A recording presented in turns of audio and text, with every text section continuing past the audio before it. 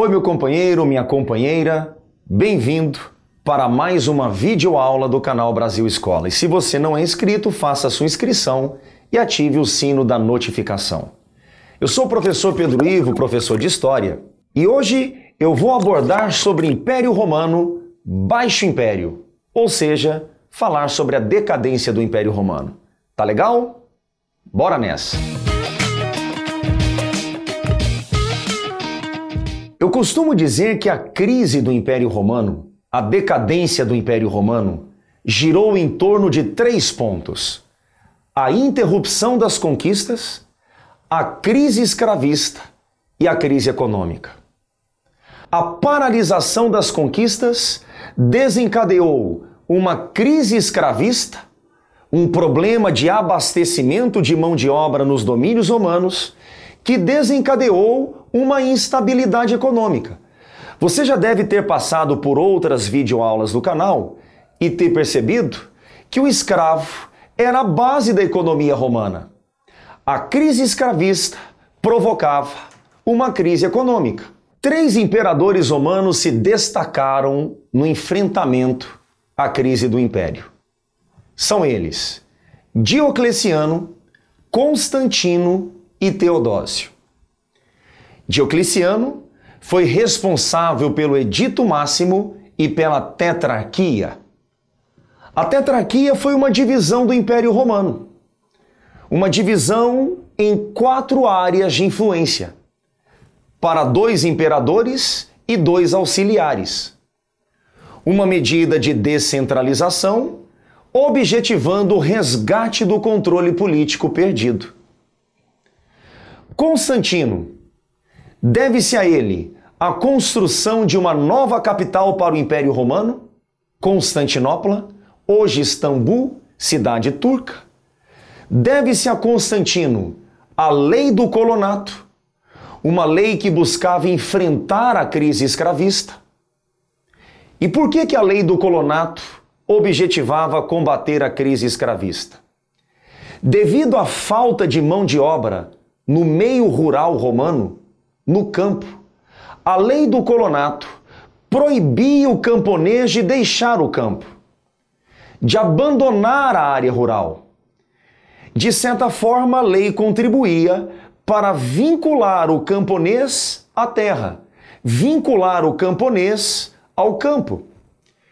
E isso acabou contribuindo para o crescimento do trabalho servil na Europa Ocidental.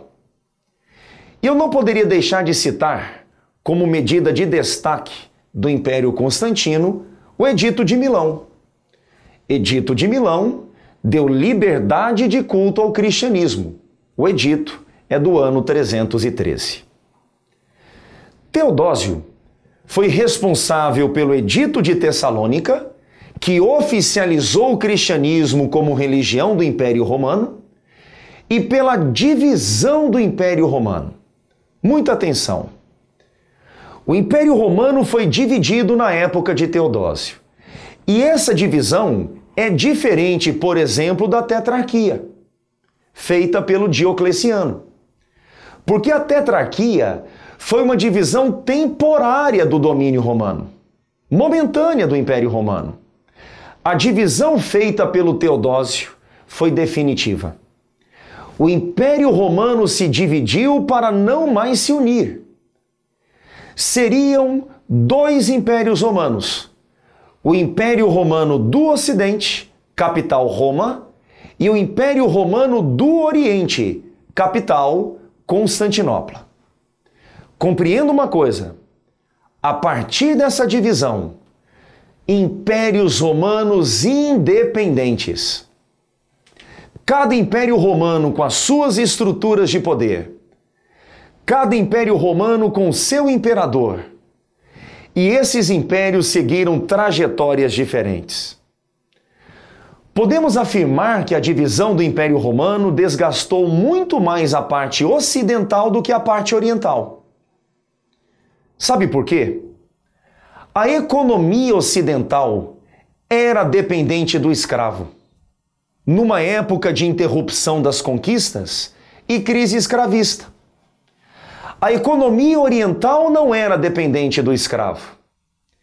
Uma economia pautada no comércio, em um intenso comércio, e no campo utilizavam trabalho escravo e trabalho livre. Nesse contexto de baixo Império Romano, povos bárbaros entraram nas áreas romanas ocidentais. E eu estou citando as áreas romanas ocidentais porque o Império Romano do Ocidente foi quem mais se desgastou, se fragilizou após a divisão feita pelo Teodósio. O Império Romano do Oriente resistiu às invasões bárbaras. As suas fronteiras estavam protegidas. O ativo comércio na cidade de Constantinopla gerava um rendimento que era aplicado na proteção das fronteiras. Já a realidade do Império Romano do Ocidente era de crise, dificuldades financeiras, dificuldades em organizar as tropas, manter as tropas. Os bárbaros tiveram sucesso na parte ocidental do Império Romano. E quem são os bárbaros para os romanos? Os não romanos, os estrangeiros. Você há de convir comigo que todos os povos não romanos eram tratados como bárbaros. Bárbaros é uma expressão genérica. Existiam diferenças entre os próprios bárbaros.